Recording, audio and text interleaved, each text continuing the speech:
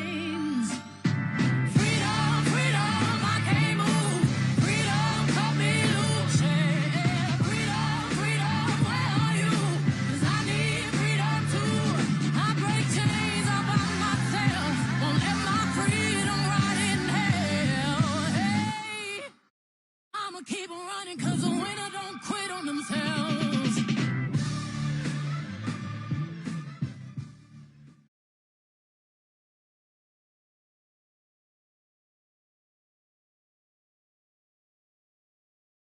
Please welcome the next Vice President of the United States, Tim Walz.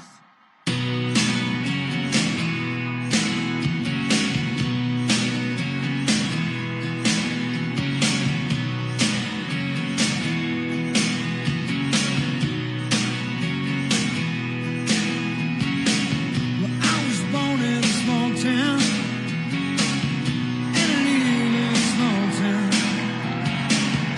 Every damn small town, oh, small communities.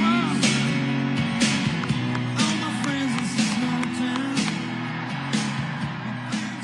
Hello, Madison.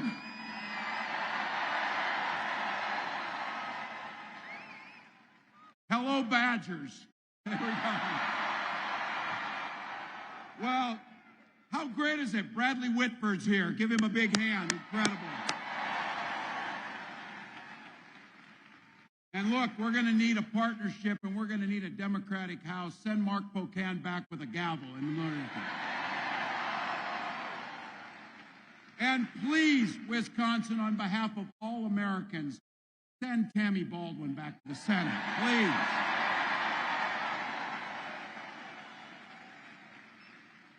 And one thing I know a little bit about is about governors, and man, Wisconsin, do you have a good one. Tony Evers, thank you.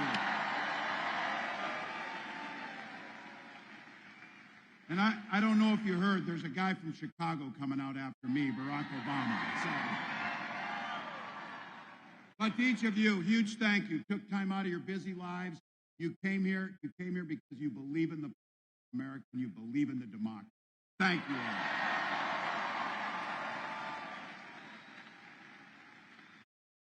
All right, earlier this month, I went back to my old high school in Mankato to catch a rivalry game, give a little pep talk again. So football is always near and dear to me, close to my heart. I have to tell you, I know that this week might be the biggest game coming up tonight with Penn State. So, look, I don't usually do this, but we need to win Wisconsin and Pennsylvania, so I'm not picking a side in this one. You go do it. Go do it. I will say this, and I know you know this. When the stakes are the highest, winners are the ones that step. And that's exactly what we're going to do.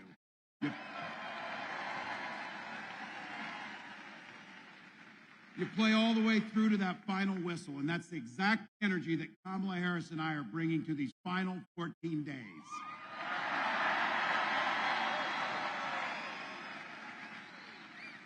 I cannot tell you how proud I am to be on this ticket, President Harris. From the first days as she stepped in the courtroom as a prosecutor, to a district attorney, to the attorney general of the largest state in the union, to the U.S. senator, to the vice president, she has had one client, the people.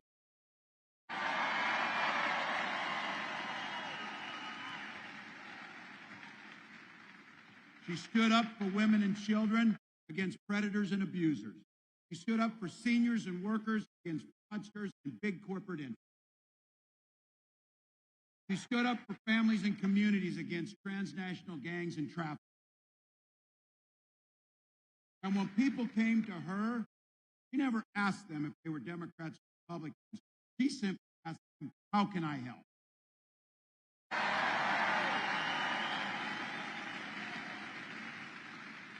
I know you know it. It's why you came. This election is 2 weeks from today, and early voting has started here in Wisconsin. Our team is running like everything is on the line, because everything is on the line. We're barnstorming the country, TV, podcasts, or on radio. I am like one interview away from being a regular on damn Fox News, just so we know. But you know what? You know what you noticed? It takes stamina to run for president. It takes stamina to be president. And Donald Trump does not have stamina. He has been rambling more than the normal rambling. He calls it a weave. Donald, come on. We know there's only one weave that you know anything about, and it is not this. It is not this.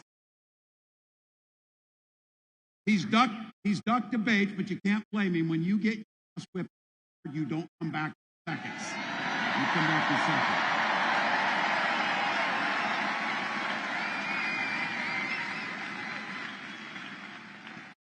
He dropped out of 3 interviews, and his staff, in a moment of clarity and truth, said he was exhausted. Look, I don't care how exhausted he is, because I can promise you he's not as exhausted as the American people are of him.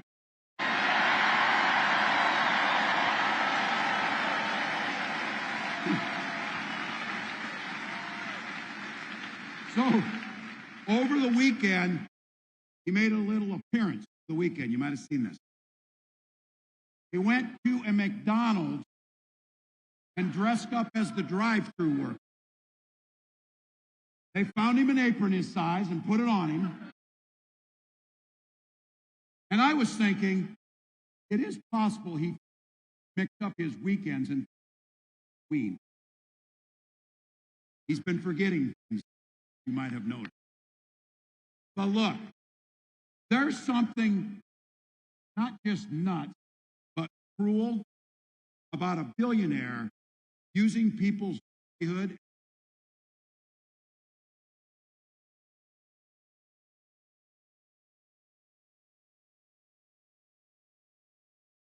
His agenda lets big corporations not pay people for time and diminishes those very workers he was. He missed an opportunity, though. Being at McDonald's, he looked much more like Ronald McDonald than the clown that he actually is.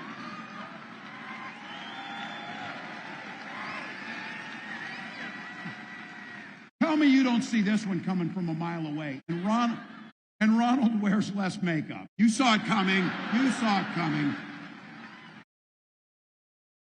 That restaurant wasn't even open. It was a stunt. Fake orders for fake customers. They even staged the drive-thru. We know that. They won't let you walk through the damn drive-thru. We knew that. They saw that happening. Well, look, everything about this, everything he does is fake.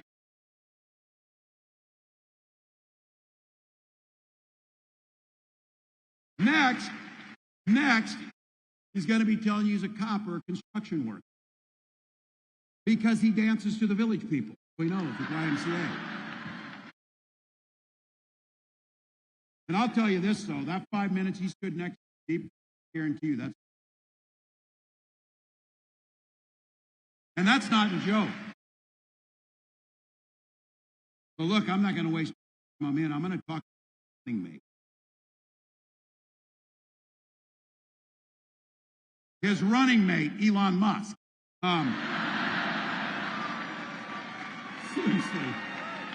Seriously. Where is Senator Vance after he got asked the simplest question in the world at the debate? Did Donald Trump lose the 2020 election? And after 2 weeks, he finally said, no, he didn't. But look, Elon's on that stage, jumping around, skipping like a dipshit on these things. You know it.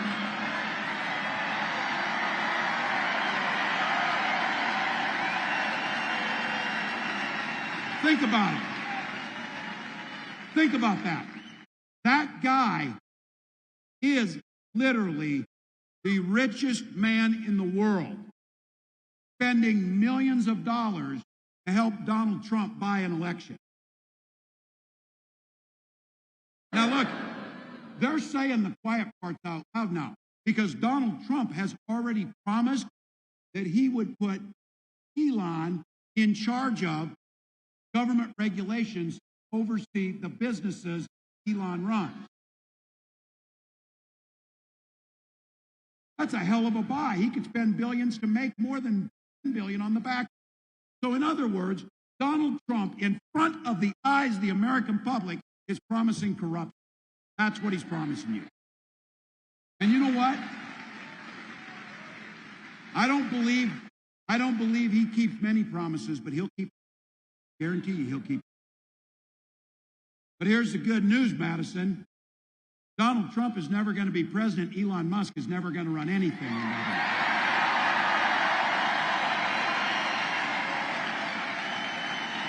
So, and the good news is Kamala Harris is promising a new way forward and ready to deliver. Both of us grew up in middle-class families. We didn't start out with $400 million, and we're not the richest people in the world. For Christ's sake, they said that I might be the Yes. Yes.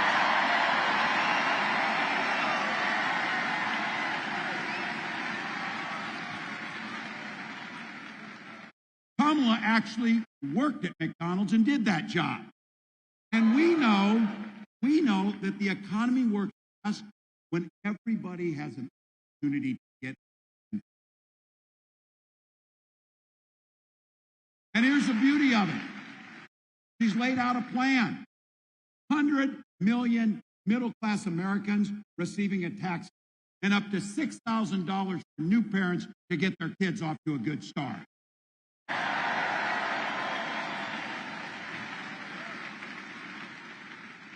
Take on the price gougers. And there's a great example. If you want to know what price gouging looks like, hurricanes coming to Florida for telling people to get out.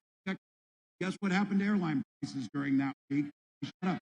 That's not capitalism. That's price gouging, and it needs to be against the law.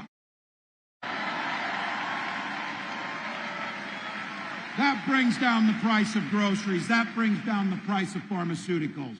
And then she announced something last week with those of you in the middle. This thing is absolutely transformation.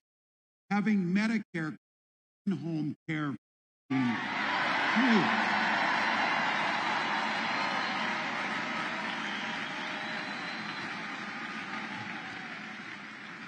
For all you young people, I guarantee you when you get to be 60, you should pay attention to Medicare security. So, look, first time ever, our seniors do Medicare to get vision in their hearing aids.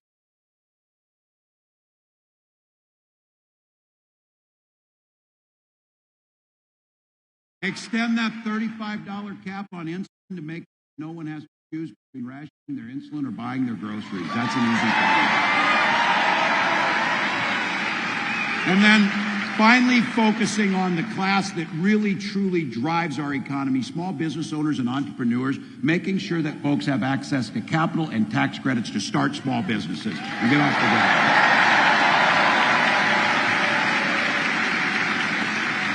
And again, for all the young people, the one thing, the biggest purchase you'll make, the thing where you can get some generational wealth, making sure that we give down payment assistance so that you can buy into homes and get started.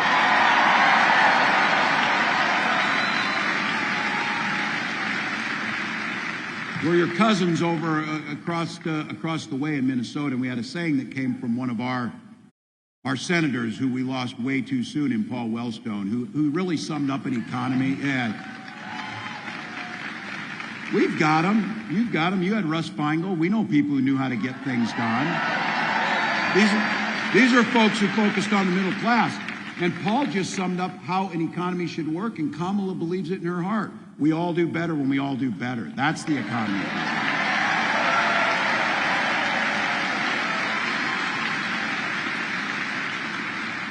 Donald Trump and JD and Elon and the rest of the billionaires, they got a little bit different idea. And they did us a favor, actually, this time. I have to be careful. I said they don't have a plan. They do have a plan. They'll have a concept of a plan on health care. They do have a plan. This Project 2025, which I'm glad all of you know about now, that you know what's in there, that's good. Now, JD on the debate stage, which I'm standing there saying, I can't believe you're saying these things because we all know they're not true. But the one thing he said is Donald Trump has been a champion and a protector of the ACA. Donald Trump, the famously big fan of Obamacare. There might be somebody here who'll have a few words about that in a little bit here. We'll see. A bit of a perspective. Look, come on.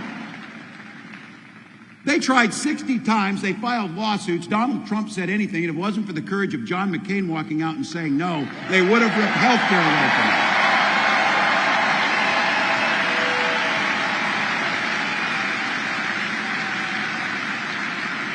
Might be one of the reasons where John McCain's son Jim is with us on this battle. They're with us. You know they'll come after Social Security and Medicare, and I say this again. From their perspective, I guess for Donald Trump, it probably is simple. He doesn't give a damn if his Social Security check shows up. He has been qualified for Social Security for many years, by the way, too, in his age. He's a nearly 80-year-old man, so he has known that Social Security's there. But you know what? He doesn't care because he sits down at Mar-a-Lago. You know who does care? All of our parents, like my mom. She needs her check to pay her heating bill and make sure she can eat. We need to protect Social Security.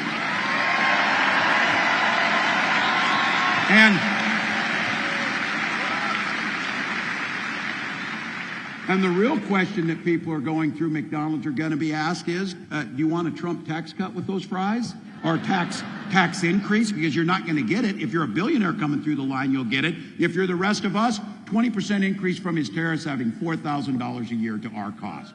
That's what you're going to get. But he called it. Look, they're working on this. He calls it now, get this word, positive taxation. I heard some of you say it. You call it bullshit. That's right. That's right. Because that positive increase is $4,000 on your family. That's not us saying it. That's every economist. Oh, don't listen to the economists. Don't listen to the doctors. Don't listen to the experts in foreign policy. Listen to Donald Trump, who's failed at everything he's ever done in his life. That's what Now look,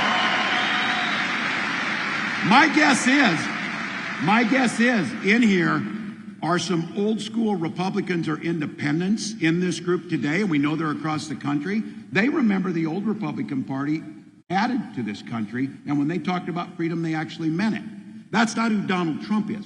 Donald Trump means government's freedom to invade your bedroom, invade your exam room, invade your library, hell, invade anywhere. He's talking about using the army against folks, so we know where that's going.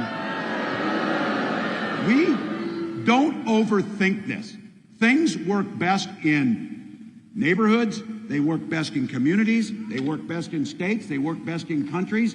If you just follow that golden rule of minding your own damn business, and things work fine. Things work fine. Kamala Harris talks about this. If your neighbors are out there and they want to know why to vote for Kamala Harris, because she trusts you to make decisions about your body, your family, and your future, not politics.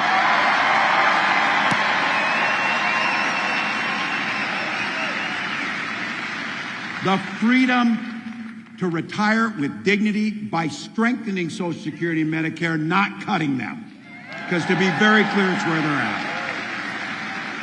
And I say this as a dad, as a former teacher, and as a governor. I say this on the things that we know. The freedom to dress our little ones up in their best clothes, send them to school to learn and be around their friends, and to not be shot dead in those halls of their school.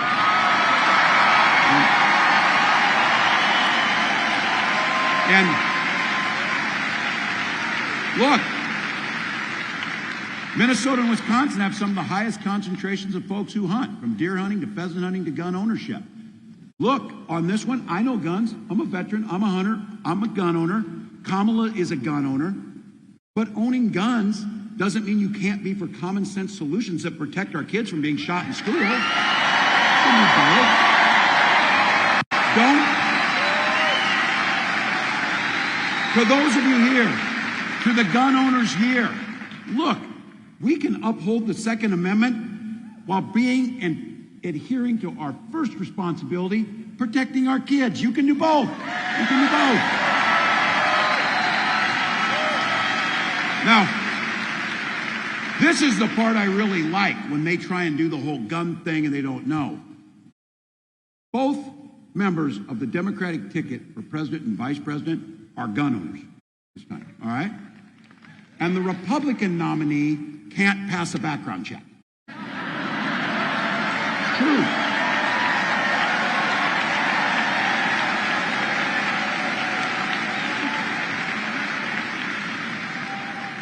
You go into Cabela's and fill out the form and it comes back with 34 felonies. They tell you to get the hell out. For God's sake. We got a big group in here, and I'm going to...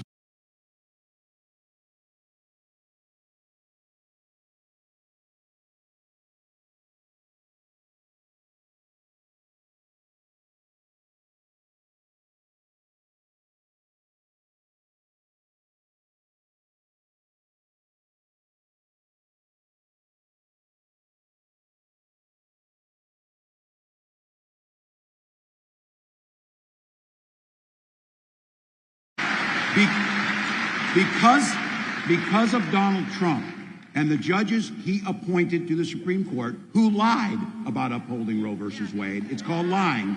They lied in front of the Senate that they would uphold it. He brags about overturning Roe versus Wade. He is glad that my daughter Hope, all of those women in your life that are loved, now have fewer rights than their mothers did. And Kamala Harris asked those judges, by the way, if they could name one law over men's bodies that the government takes over. Zero. Zero. So, let me see. 20 states now have Trump abortion bans, which he calls a beautiful thing. Beautiful thing. You're seeing it. You're seeing it in action. Women being denied care at the ER, having miscarriages in parking lots, survivors of rape being forced to carry those pregnancies to term. Fertility clinics turning couples away at the door. For so many of us, it's personal. Gwen and I, unable to have kids, use fertility treatments. And I'll be damned if anyone in this country should be denied to have the family that they choose, when they choose, where they choose.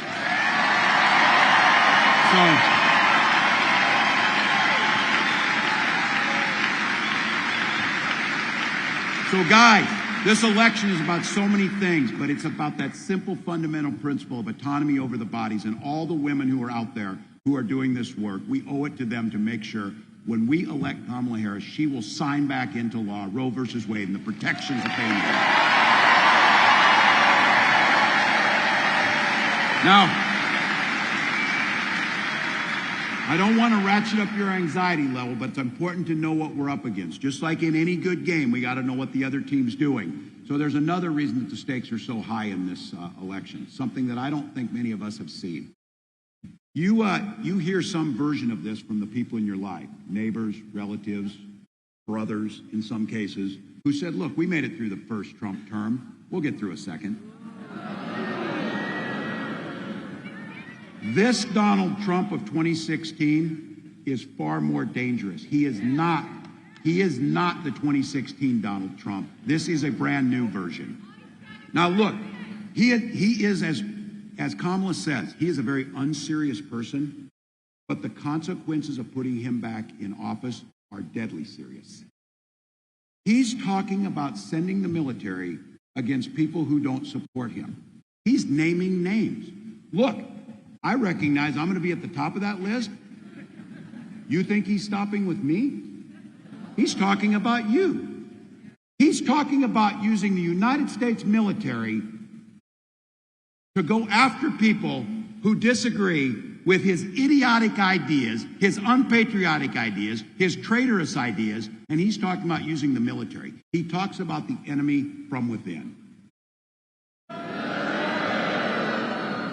He was given a chance, because it happens. Sometimes you misspeak. Yes, you do. He was given a chance to clean that up. He never takes it back. And this week, J.D. Vance said something I think was really true about Donald on this issue. He said, Donald just speaks from the heart. A cold, grinchy, 3 sizes too small heart.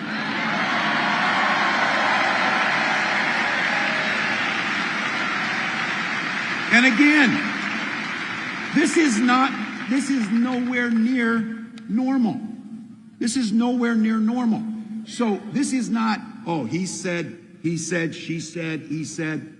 General Mark Milley, the top military officer when Donald Trump was there, a professional, Joint Chiefs of Staff Chairman, didn't miss words. He told on the record that he believes Donald Trump is the most dangerous person ever that this country has faced. His Secretary of Defense, General James Mattis, decorated Marine, agrees with that he is the most flawed human being he's ever met. This time, though, the guardrails are gone. It's already Donald Trump's Supreme Court. They've effectively given him total immunity to do whatever he wants as president.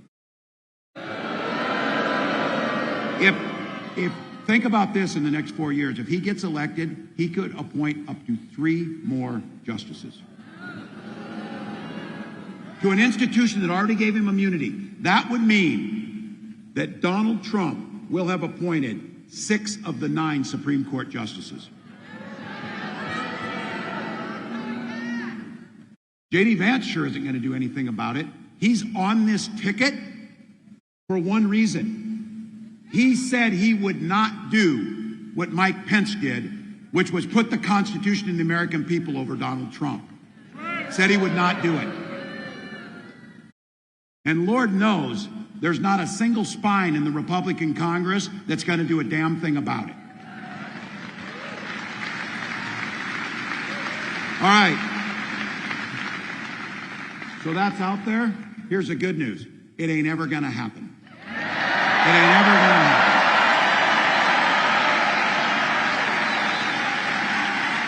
happen. And there is one path to making sure we stop this guy. We have to do the work, have the courage, and beat him at the ballot box in 14 days.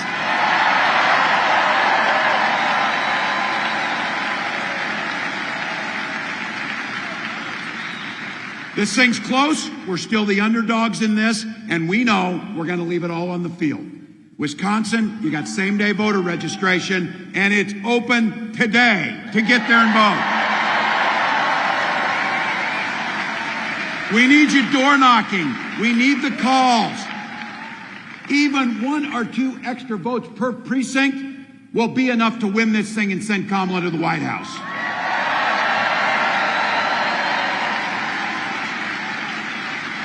If you got an extra buck, it's KamalaHarris.com, and all of this energy, and all of these rallies, and all of the door knocks, and all of the phone calls, and all of the money have to translate into something so wonderful and so simple. That little I voted sticker on more Wisconsin folks than ever before.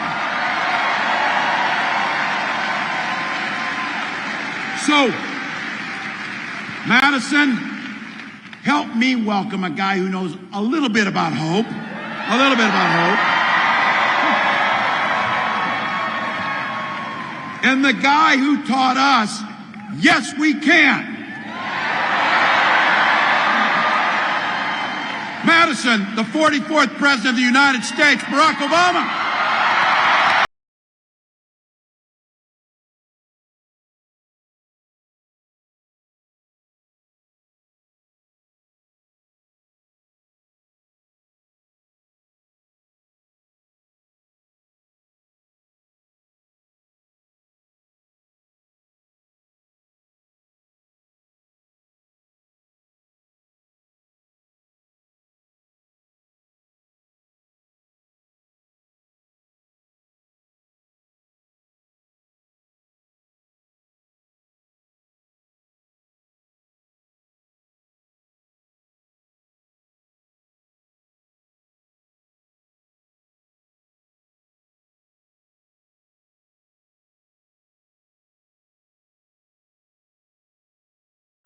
It is good to be back in Madison.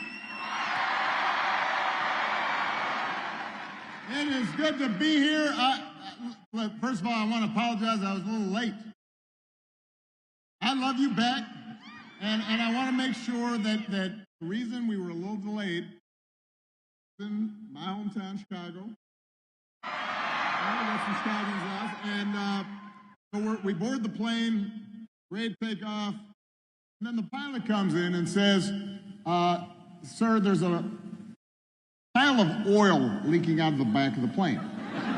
Now, I do not know anything about planes, except for the fact that it should not leak oil. So we had a nice road trip instead. And I am glad I made it.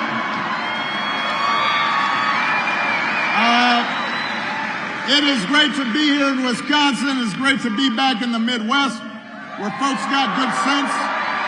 It's great to be with the next Vice President of the United States, Tim Walz.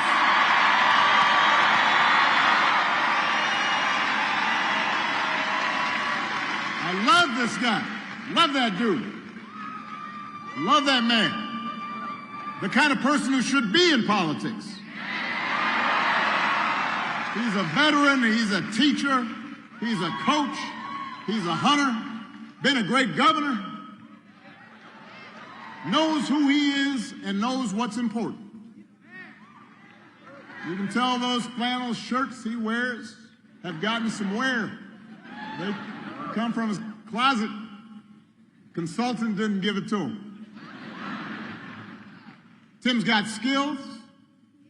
The other day, I found out he can take a vintage truck apart and put it back together again.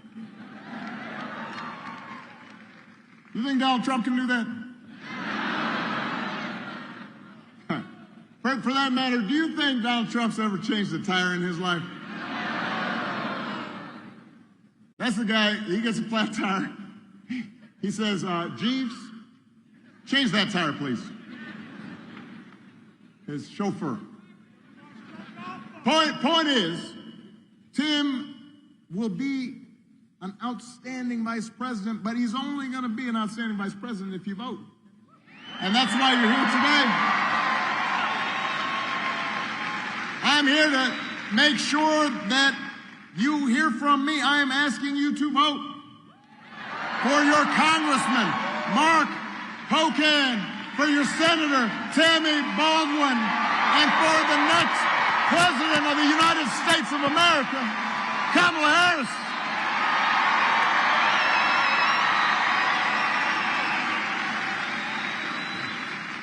And I know you've heard it about, 15 times so far today, but it's worth repeating. Here in Wisconsin, early voting starts today.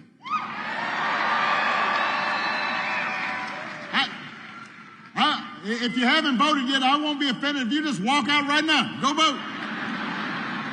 Go do it. Return the absentee ballot. It's fine. Just remember to bring your photo ID if you're voting in person. If you need to register to vote, you can do it at your local clerk's office from now until November 1st, or when you vote on Election Day, Tuesday, November 5th. And if there's any confusion, if you need to know where your early voting site is or a drop-box location, then go to wisdems.org/vote.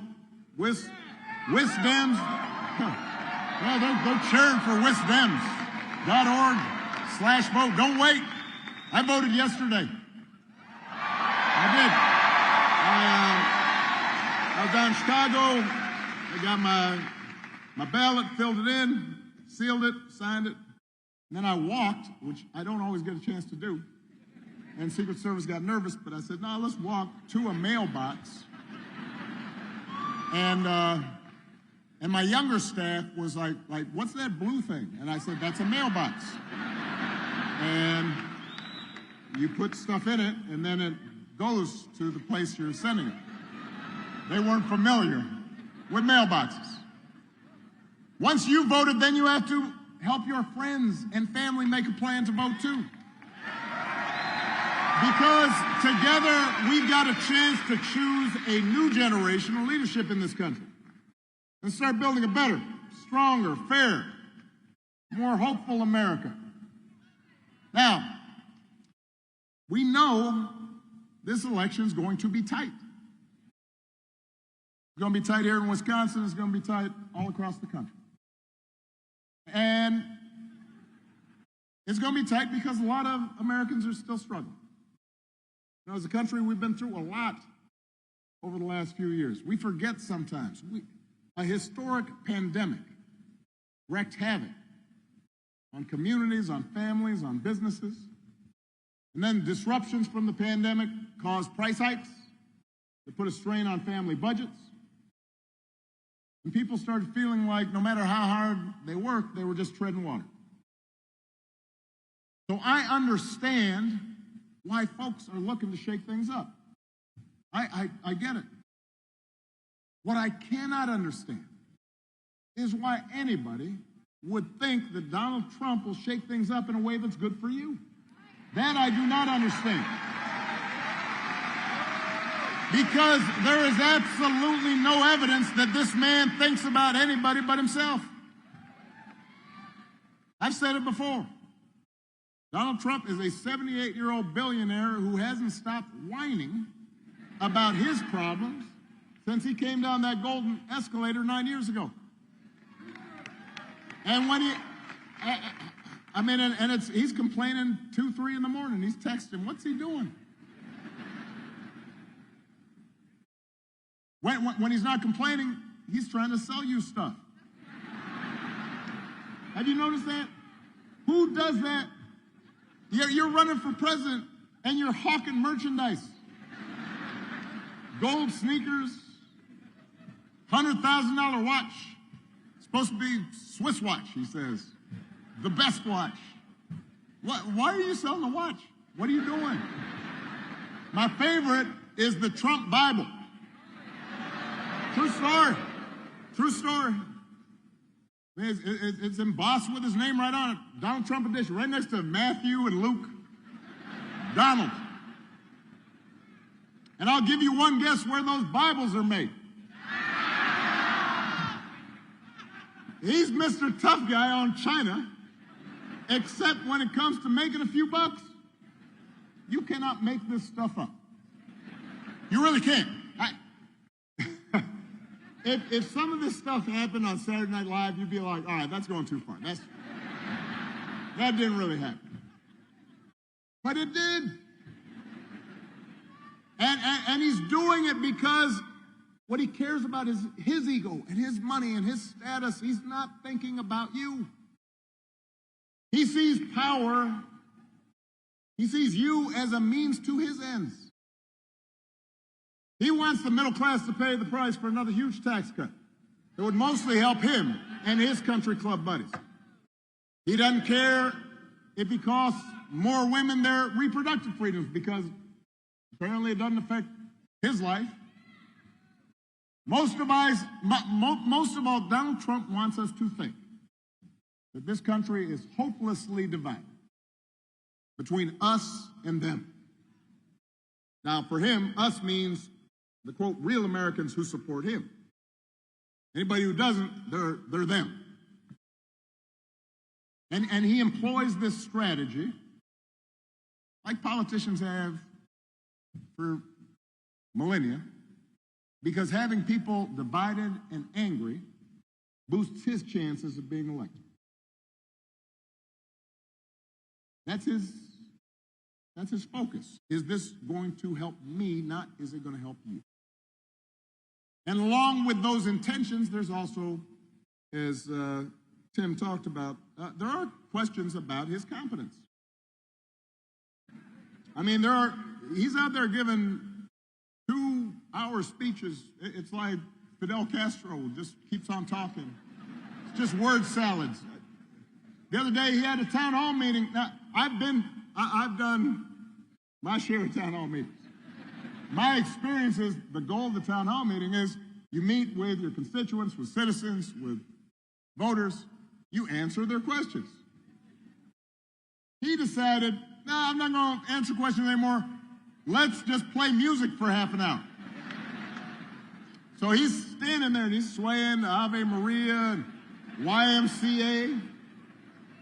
And, you know, the governor from South Dakota. She's standing there with this weird look on her face, like she doesn't really know what's going on. She's like, it's like a hostage video. Can you imagine if Tim did that, or Kamala did that, or I did that? Now, our playlist would be better, but it would be. But you would say to yourself, this is odd behavior. He called himself the father of IVF. I have no idea what that means. You don't either.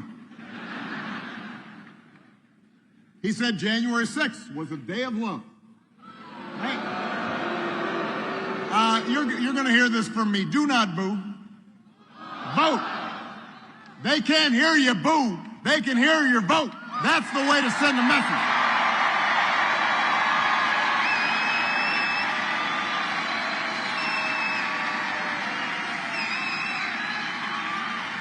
So, look, my point is, you'd be worried if Grandpa was acting like this. Right? You'd call up your brother, you'd call up your cousins, you say, have you noticed? But this is coming from somebody who wants unchecked power. So, Wisconsin, we do not need to see what an older, loonier Donald Trump looks like with no guardrails. America's ready to turn the page. We are ready for a better story, Wisconsin. We are ready for a President Kamala Harris.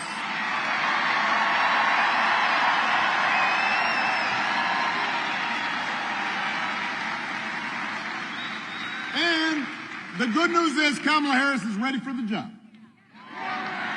This is a leader who has spent her life fighting on behalf of people who need a voice and need a champion.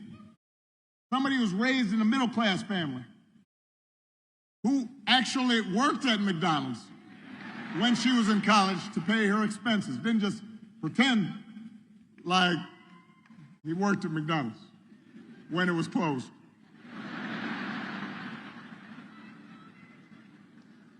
Someone who believes in the values that built this country, and who is as prepared for the job as any nominee for president has ever been.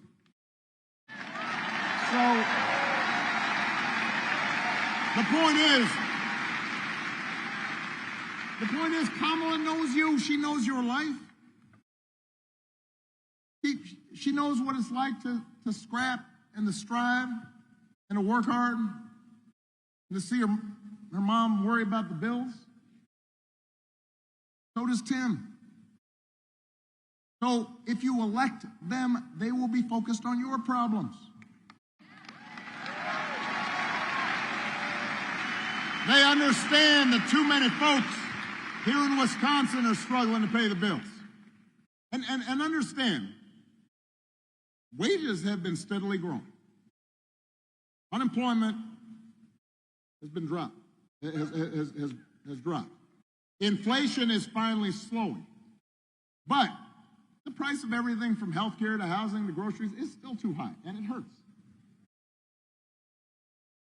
So the question is not, do you want to see better? The question is, who's going to actually do something about this? So, par for the course, Donald Trump's plan is to give another massive tax cut to billionaires and big corporations. And I've talked to some folks, and they'll say, yeah, but, I do remember the economy was pretty good when Trump first came in office. And I said, yeah, because it was my economy.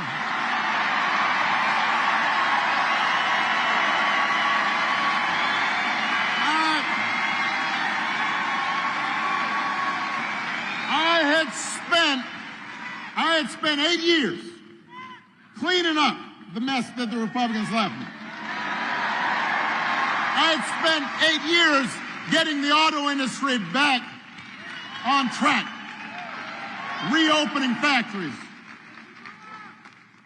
So when I handed over $75 straight months of job growth to Donald Trump.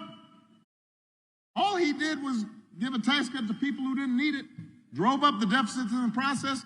So don't have nostalgia for what his economy was, because that was mine.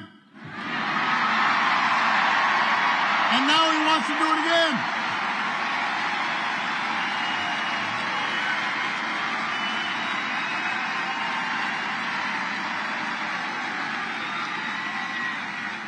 When it comes to health care, Donald Trump's got one answer, and that is to end the Affordable Care Act, not because he's got a good reason for it, but because it's Obamacare, right? So a couple of weeks ago, but the problem that he's got now is that it's popular because 50 million people have used it and are still using it. And so when he was asked about it, when his running mate was asked about it during their debate, the guy's got the nerve, the chutzpah, to say Donald Trump salvaged the Affordable Care Act. Now, come on, man. Donald Trump spent his entire presidency trying to tear it down, and he couldn't even do that right. And now, 8 years after elected, some of y'all watched the debate. 8 years later, he's asked about it during his debate with Kamala, and they say, well, you want to get rid of Obamacare. What would you replace it with? He says, well, I've got concepts of a plan. I want you to think about this for a second. So let's say your boss gives you an assignment. Says, I need it by Friday. Friday rolls around. And your boss says, so did you finish that project I asked for? You say, well, I haven't actually started, but I do have a concept for a plan. Or you could try it at home. Honey, did you do the dishes? Not yet. But I do have a concept of a plan for doing the dishes. How's that going to go? If it wouldn't work for you, it shouldn't work for the President of the United States. So, but the good news is, Kamala Harris and Tim Walz, they don't have concepts of a plan. They have an actual plan to make your life better. Tim just talked about it. They're going to bring down costs by going after corporations that unfairly jack up prices. They're going to make it more affordable to build a home and to buy a home. They're going to limit out-of-pocket health care costs. They're going to give a tax cut to 100 million middle-class and working-class Americans. $6,000 tax credit. $6,000 tax credit. If you are having a child, that first year of life, and that helps. Those of you who've had kids, that's expensive. $6,000, that helps with a car seat, crib, diapers. I remember diapers. I remember changing William Sash's diapers. Do you think Donald Trump ever changed a diaper? He'd be like Jeeves. Jeeves changed that diaper. He'd have somebody else do it. But so that's who Kamala Harris and Tim Walz are. They've got actual plans. That's what they stand for, not concepts of a plan. Now, if you challenge Trump or Vance on these concepts, they'll fall back on one answer. Blame the immigrants. He wants you to believe that if you let him round up whoever he wants and ship them out, all your problems will be solved. Now, I want to talk about this. This is serious. We have a real issue at the borders. We're a nation of immigrants, and we are a nation of laws. We've got to make sure the system works the way it's supposed to, in an orderly fashion. So there's work to be done there. But when I keep on hearing from these guys, I scratch my head. Because they like to talk about Kamala being vice president for 4 years. Well, wasn't he president for 4 years? I know it's shocking. I know there's some PTSD going on and people are blocking it out. He was. So if this concept of a plan of rounding up and deporting millions of desperate people, many of them women and children, was the answer to everything, well, why is it that the number of undocumented immigrants was basically the same when he left office as when he took office? And I'll tell you why. Because he did not have a real plan. He had a concept of a plan, and it was a mean and ugly concept. You know what would actually help bring order to the border and fix our immigration system? The bipartisan deal that Kamala Harris supported, even though it was written by one of the most conservative Republicans in Congress. And I want you to know, hear me out now. Hear me out, because there are a lot of people here in Wisconsin and around the country who are actually concerned about this. I cannot emphasize this enough. Democrats and Republicans, conservative Republicans, came together with a concrete plan that would have put more enforcement at the border, more judges to process issues, all this stuff. Donald Trump lobbied actively and told Republicans to vote against it because he figured it was better to have an issue that he could run on for his presidential campaign. He was not interested in actually trying to solve problems. Do not boo. Do not boo. Vote. We do not need a president who will make problems worse just to make his politics better. We need a president who actually cares about solving problems and making your life better. And that's what Kamala Harris will do. That's what Tim Walz will do.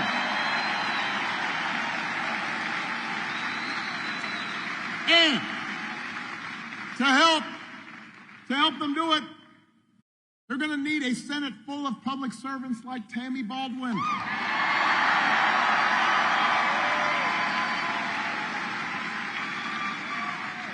Tammy has spent her career fighting for things like good jobs and affordable health care and medication and personal freedom, and she knows how to make a difference. You know, we were just talking about the Affordable Care Act. Well, as some of you know, and some of you have used, one of the provisions in the Affordable Care Act says that young people, when they're just getting started, can stay on their parents' health care plan until they're 26. Now, Tammy Baldwin wrote that part of the bill because she knew how important it was to Wisconsin families. That's the kind of person we need in Washington.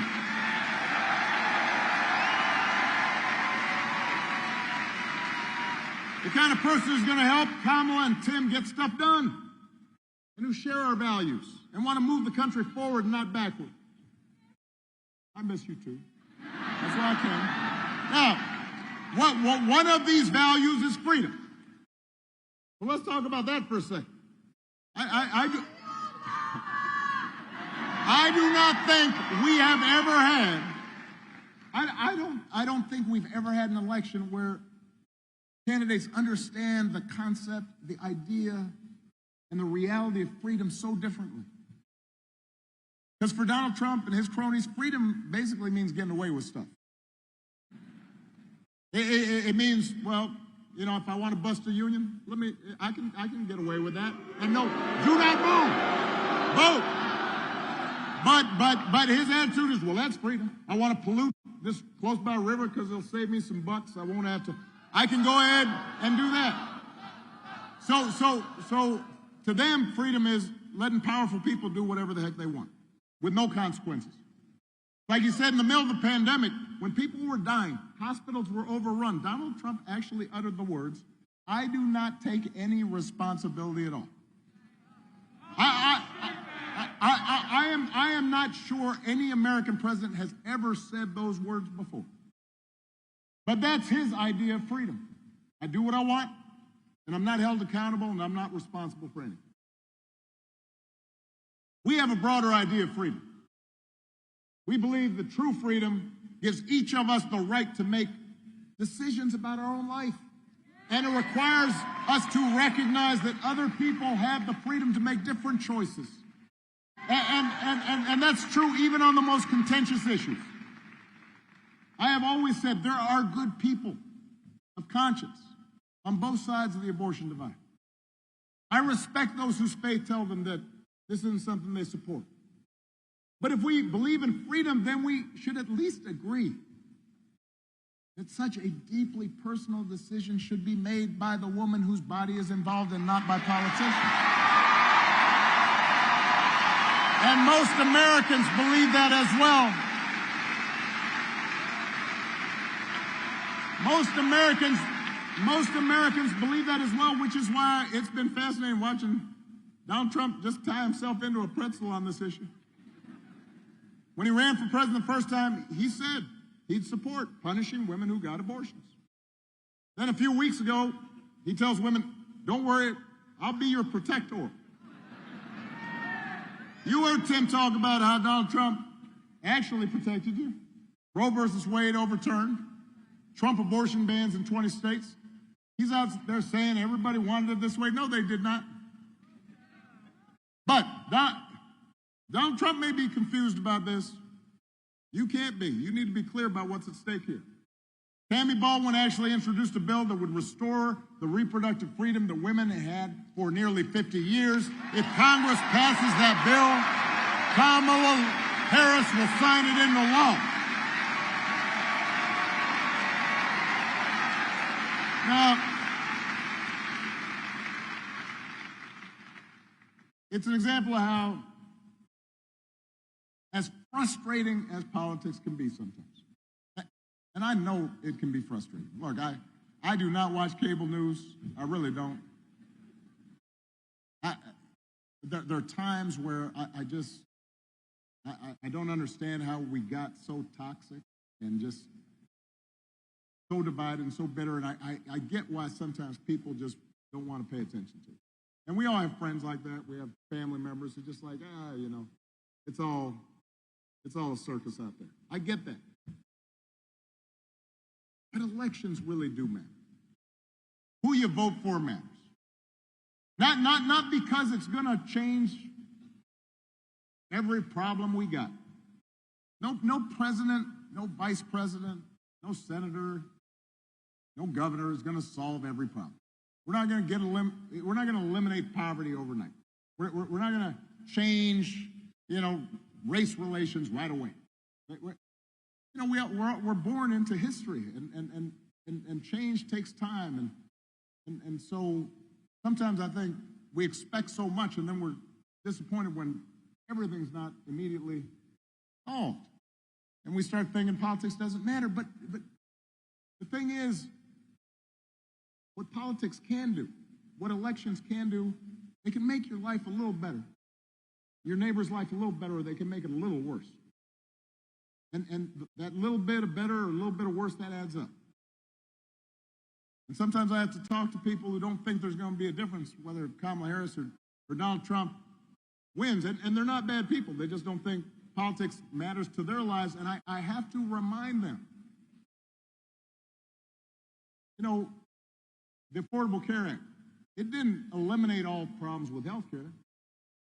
But there are 50 million people who got health care that didn't have it before. There are more than 50 million people who had pre-existing conditions. And it used to be they couldn't get coverage. If you had a sick kid, with a chronic illness, you're a parent,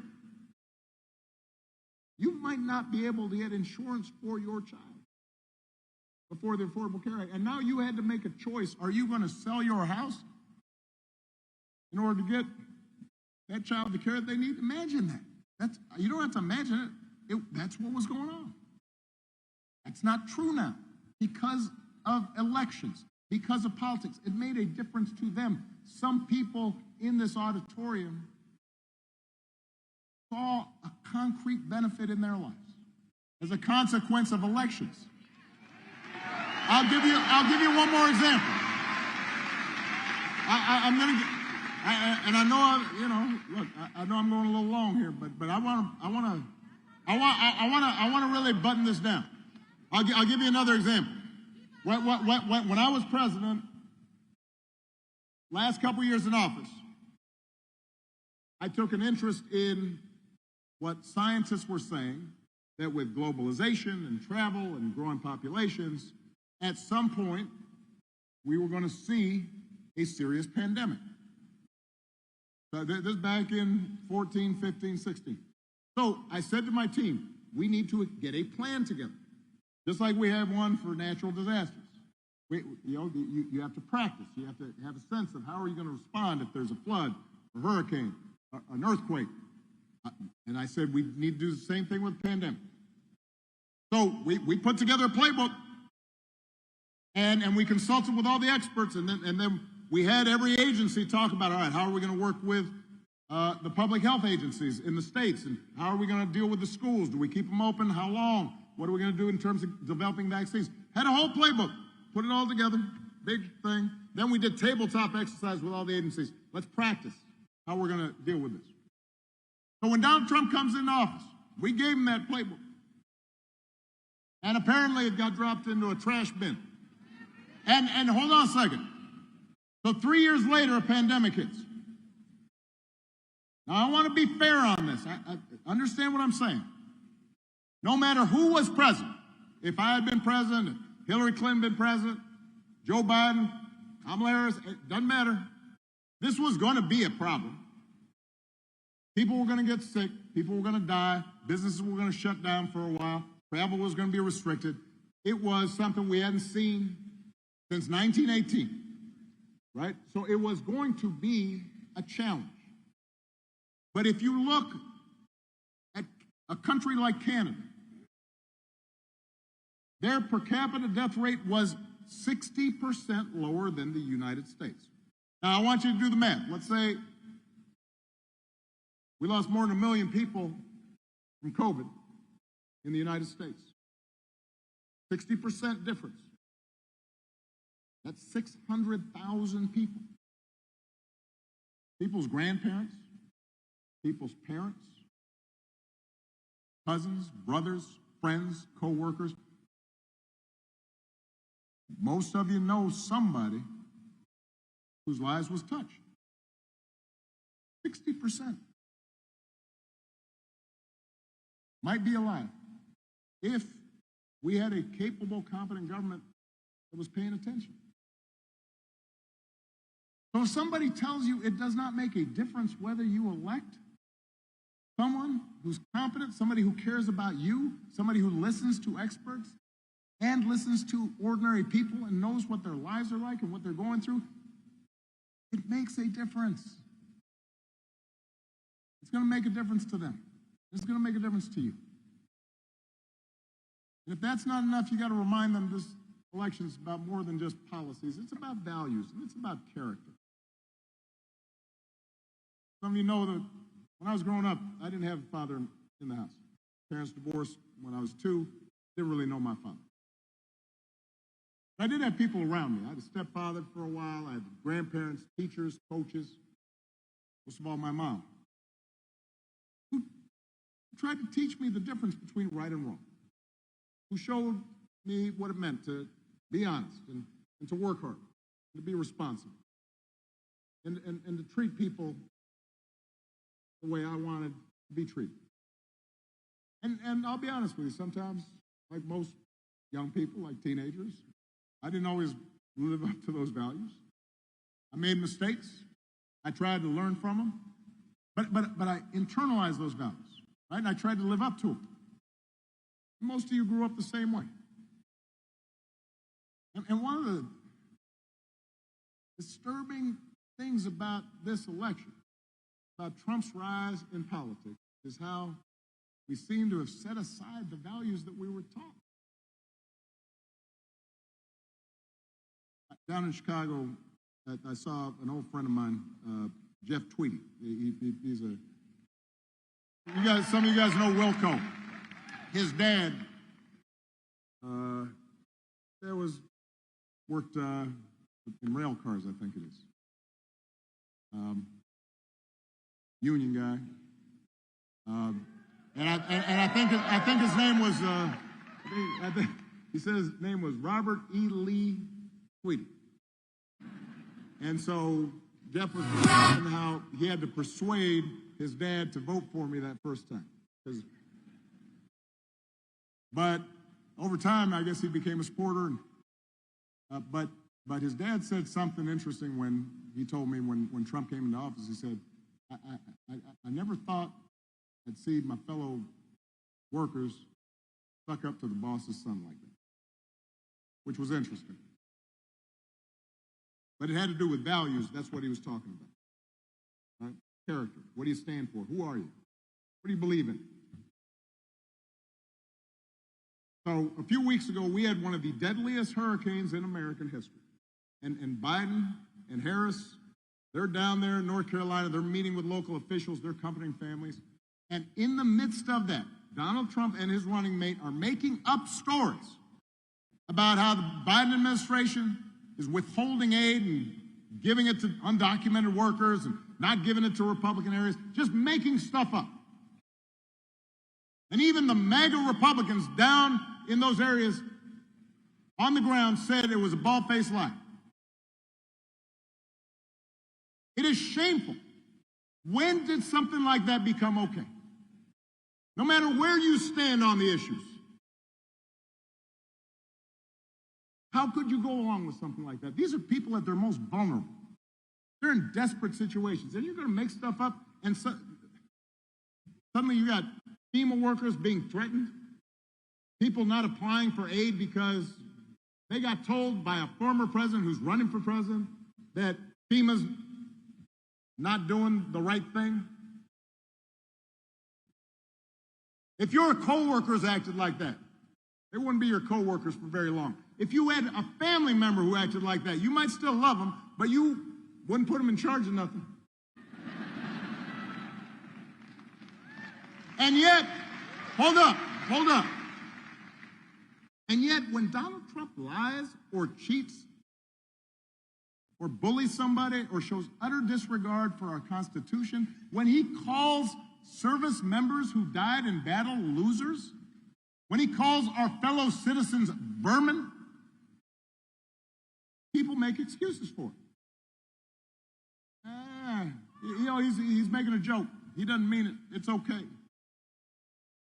The attitude is it's okay as long as their side wins.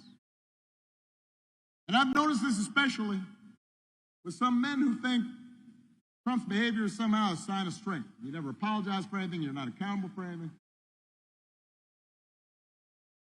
I'm here to tell you that's not what real strength is. Never has been. Real strength's about working hard. Real strength's about taking responsibility for your actions. Real strength's about telling the truth even when it's inconvenient. Real strength is about helping people who need it and standing up for those who can't stand up for themselves. That's what we should want for our daughters and our sons. That's what I want in the President of the United States.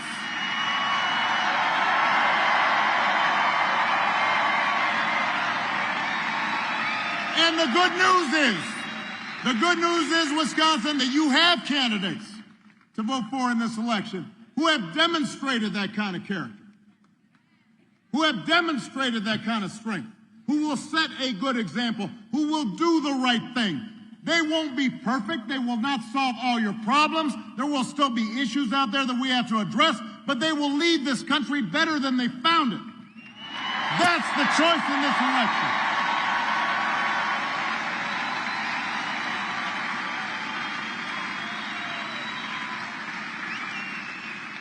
It is not just policies that are on the ballot. It is who we are and what we stand for. So whether this election is making you feel excited or scared or hopeful or frustrated or anything in between, do not sit back and hope for the best. Do not think this is a distraction or a joke. Get off your couch and do what? Put down your phones and do what? Vote for Kamala Harris as the next president of the United States. Vote for Tim Walz as the next vice president of the United States. Vote for Tammy Baldwin and this whole incredible Wisconsin Democratic ticket. Get your family and friends and neighbors and co-workers to do the same.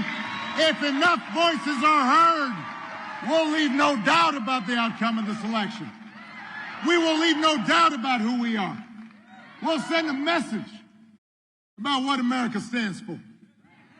And together we will keep building a country that is more fair and more just and more equal and more free. That is our job. That's our responsibility. Let's go do it.